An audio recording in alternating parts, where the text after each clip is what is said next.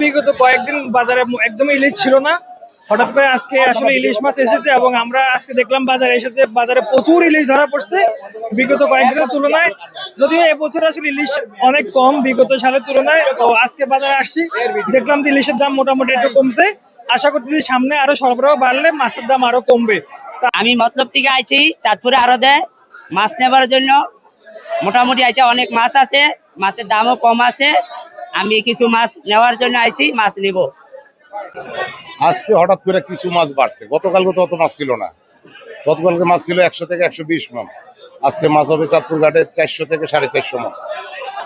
আগামী এক সপ্তাহ দাম কম থাকবে, আজকে থেকে শুরু করে এক সপ্তাহ দাম কম থাকবে। তবে এই সিজনটা তো আপনারাই দেখছেন, মাছ একবারে নাই বললেই চলে। মোটামুটি আজকে 2 দিন যাবত আবার একটু মাছ হচ্ছে, ঠিক আছে, দামও মোটামুটি অনেকটা নিয়ন্ত্রণে আছে। আশা করি আগামীতে মাছ পড়লে দামও মোটামুটি নিয়ন্ত্রণের মধ্যে আইসা পড়বে। 1 কেজি আলা মাছ আমরা বর্তমানে বিক্রি করতেছি 2300-2400 টাকা, আর 800-900 গ্রামের মাছটা বেচতেছি 2000 টাকা, আর 600-700 গ্রামের মাছটা বেচতেছি 1700 টাকা। এটা আমাদের চাঁদপুরের লোকাল অরিজিনাল চাঁদপুরের পদ্মার ইলিশ।